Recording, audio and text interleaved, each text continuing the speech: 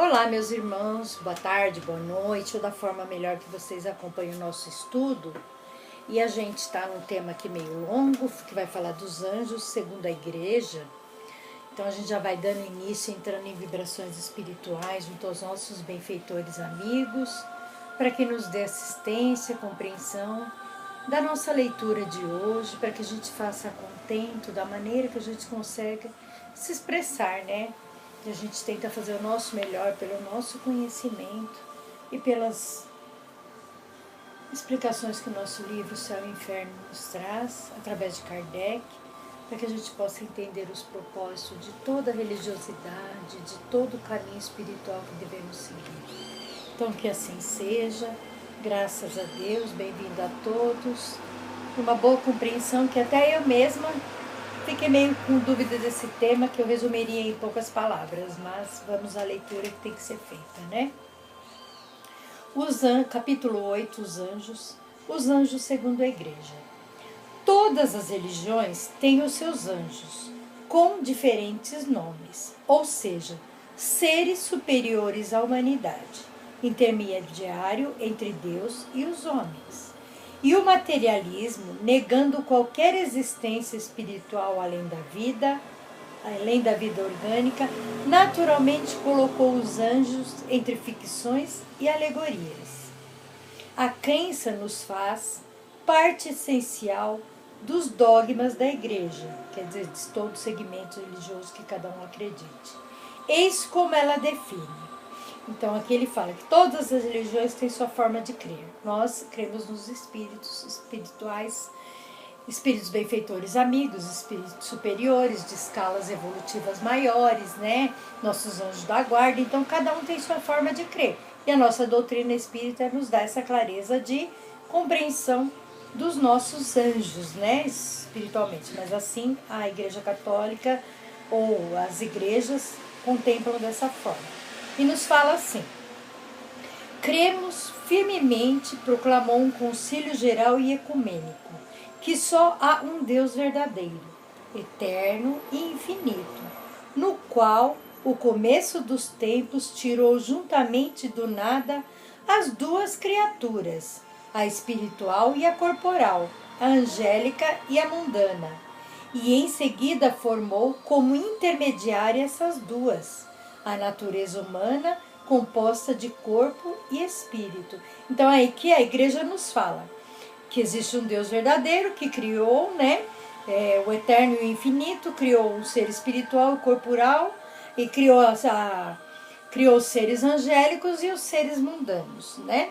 Isso sobre a visão da religião católica, né, dos dogmas sobre um concílio ecumênico que eles falam, que é o concílio de Latrão, que é como a gente fala que seria em Roma, né? Lá eles definem quem vai ser o Papa, quem vai ser isso, quem vai ser aquilo. Então, nesse concílio deles, né, de Latrão, eles delegaram as origens, as categorias espirituais dos anjos, segundo a igreja, né? Eles categorizaram essa pleiade espiritual como nós conhecemos, né, como espíritos benfeitores, superiores, mas no concílio de Latrão, que foi uma reunião entre eles que eles decidiam sobre até os anjos, né, que são seres superiores que estão na bondade de Deus e não é nós que definimos, né, segundo a nossa doutrina.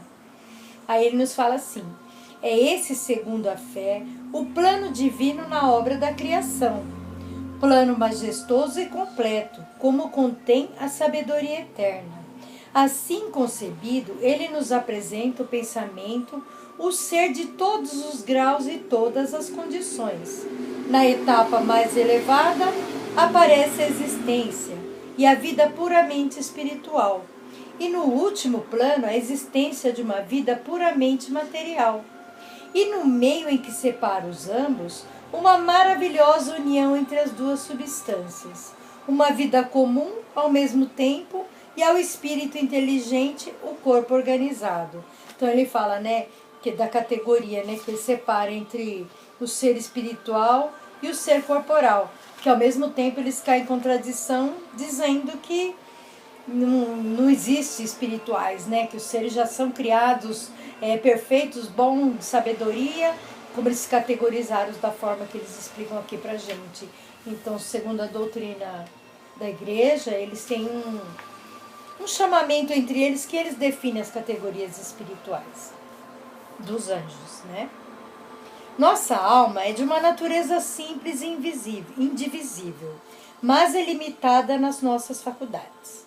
A ideia que temos da perfeição nos faz compreender que podem existir outros seres simples a ela e superiores pelas suas qualidades e seus privilégios. Ela é grande e nobre, mas está ligada à matéria, servida de órgãos frágeis, limitada na atividade e na potência, porque haveria outras naturezas ainda mais nobres, distanciada dessa escravidão e desses entraves, dotada de uma força maior ou uma atividade incompatível. Então ele fala, né, que de certa forma que a natureza é simples, a nossa alma é indivisível e ela é limitada de faculdades. Então aqui no chamamento que a igreja nos propõe desse tema, eles querem negar o lado espiritual, da existência espiritual, mas não tem como eles negar, que eles caem em contradição aqui, falando que ela está ligada à matéria e outra pode ser de natureza mais frágil, e outra pode ser com uma força menor, outras dotadas de várias forças, né? Então, como eles ficam falando da alma de uma forma que eles não tinham compreensão, né? Como Kardec está falando aqui, e nesse tema que ele está deixando o que é prescrito pelo catolicismo, né? Que eles definem as categorias de anjos, né? São todos submissos à vontade de Deus, e Deus fez seres melhores e seres piores, e para nós veremos de outra forma, né? Na nossa doutrina. Não é tão assim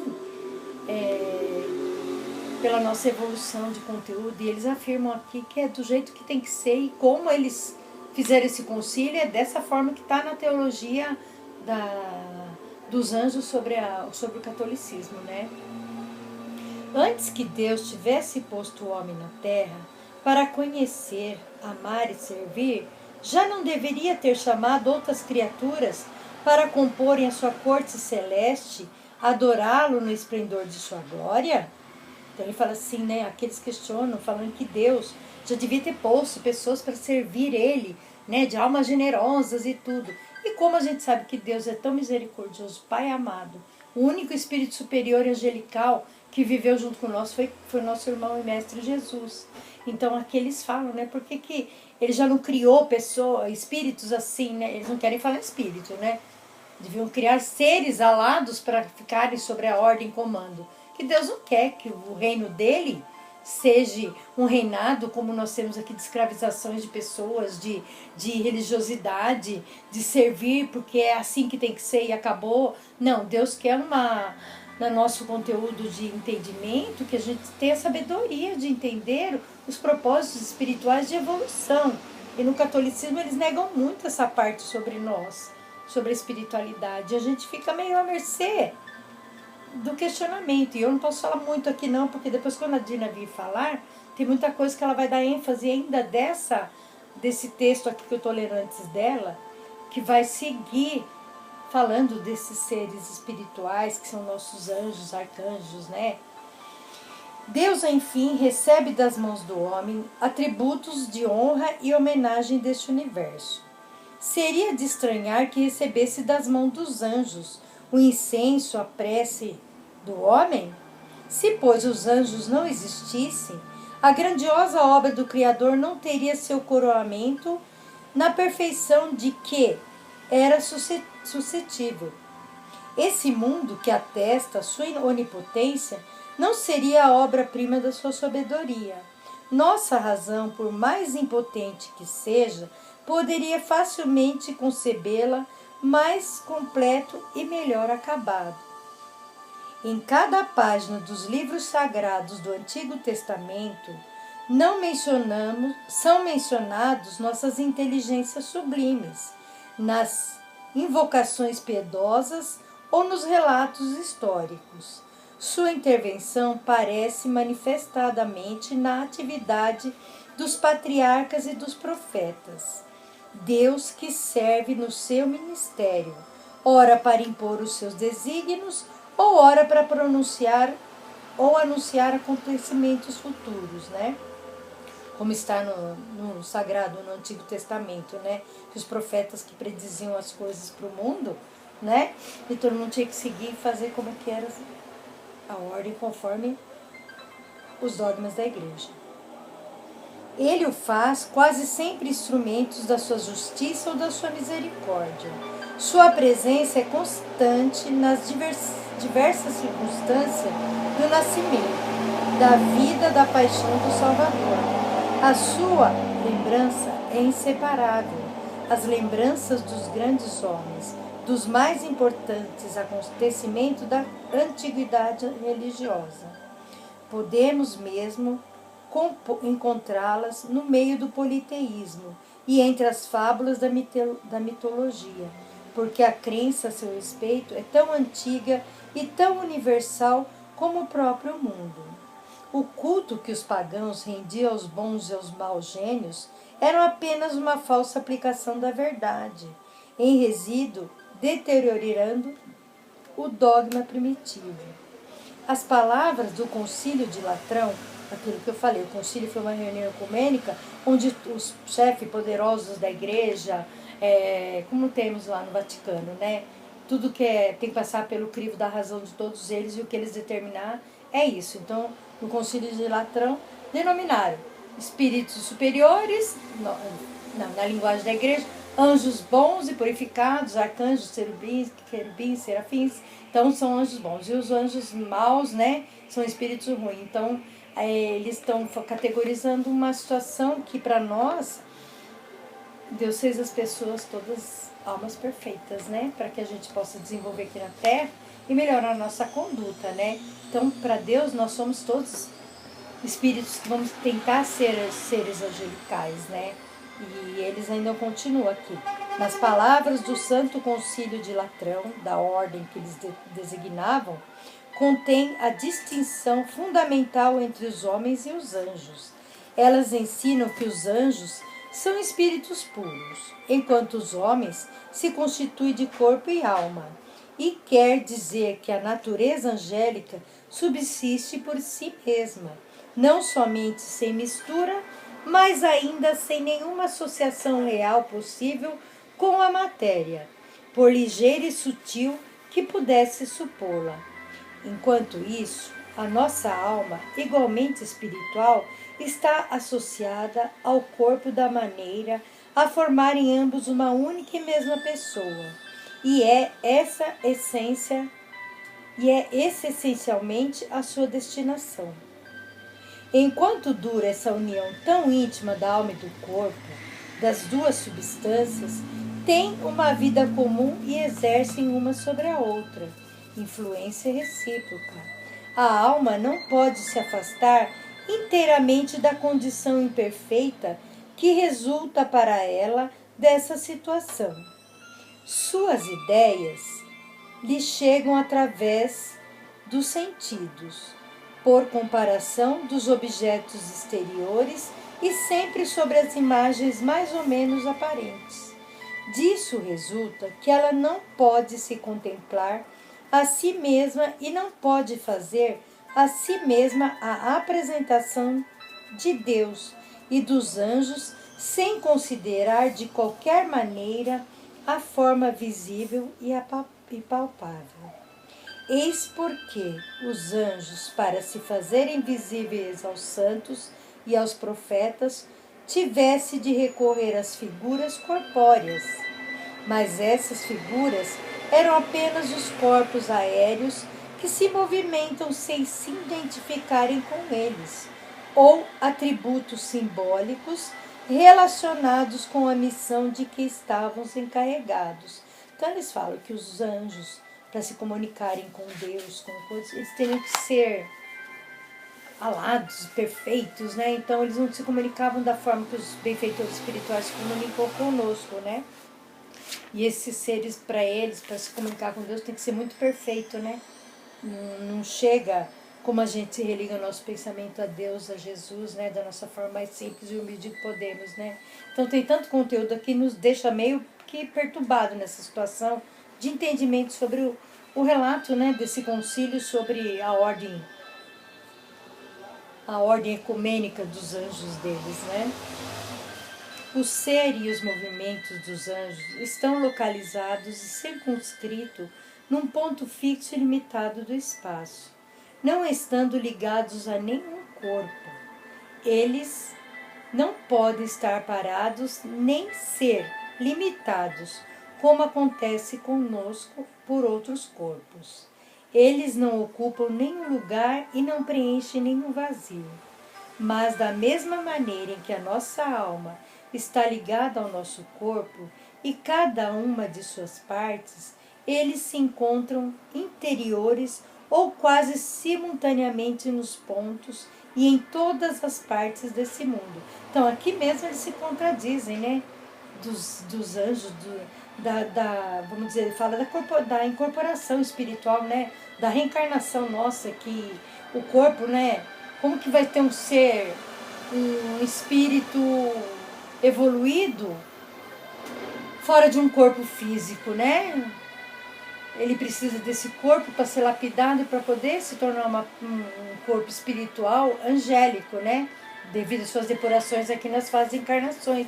Então, ao mesmo tempo que eles se negam à existência que um ser angélico, ele precisa passar por um ponto, ter um corpo físico, né? Para chegar nessa condição angelical. Claro que a gente sabe que espíritos muito mais evoluídos e de alta hierarquia que jamais acho que chegou aqui no planeta. O nosso primeiro governador planetário, que é o nosso Mestre Jesus, Deus dá essa permissão para ele vir na Terra ajudar.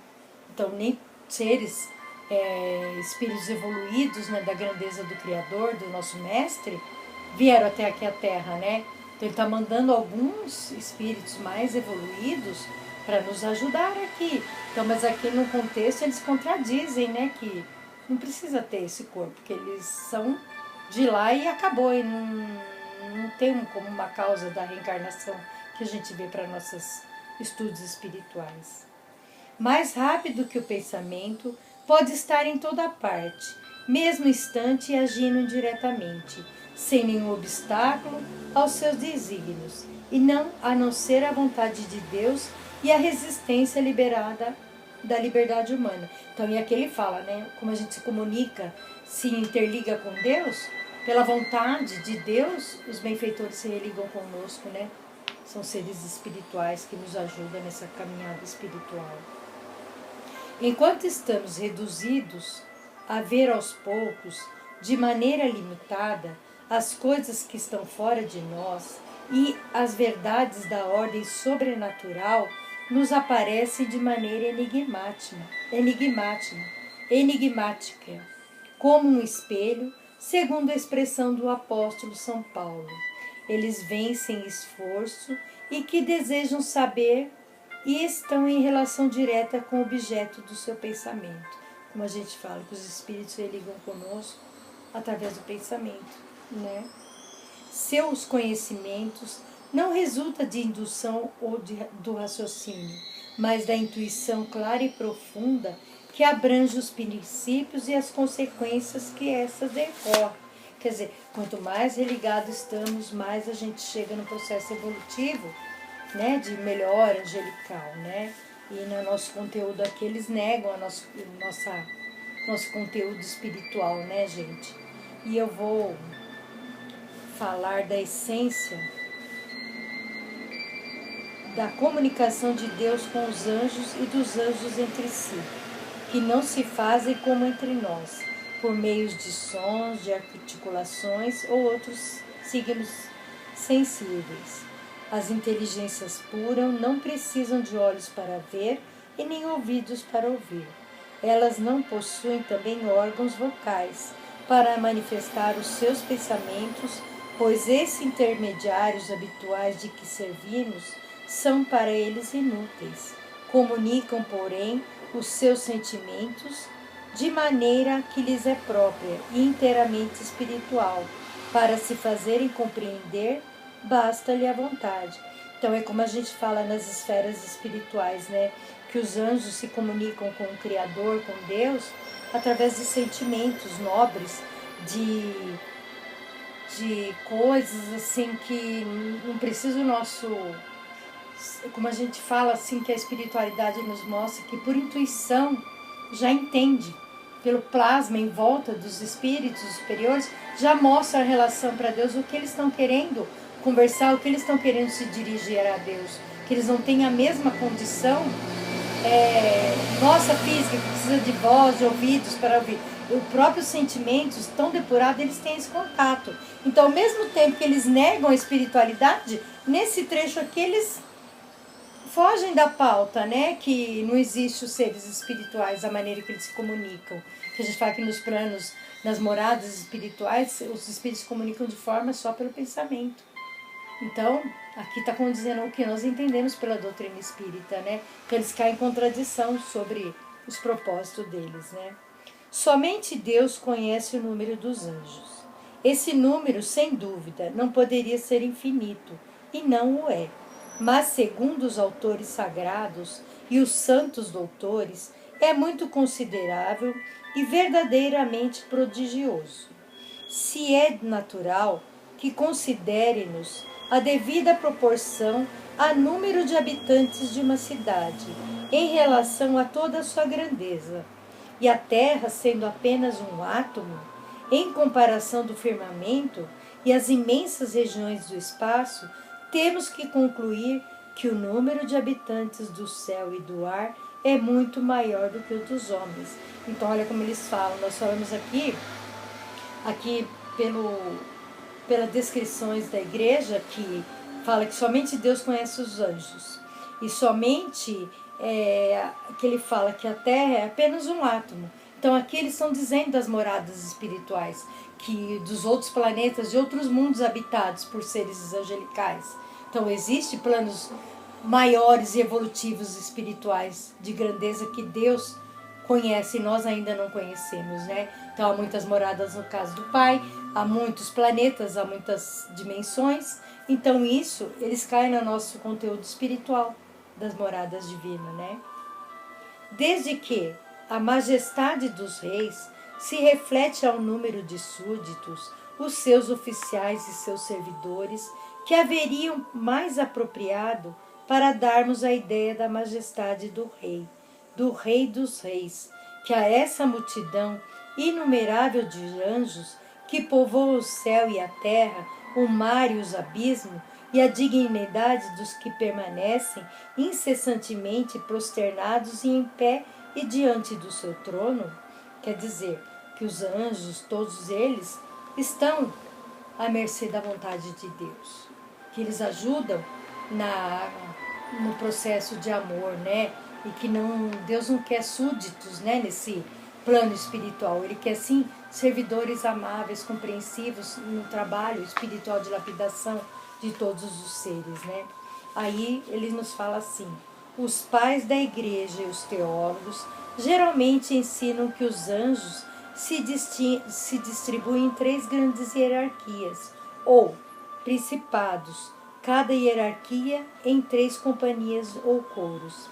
A primeira e mais elevada hierarquia são designadas por nomes que decorrem das funções do desempenho do céu. Uns são chamados de serafins, porque são como se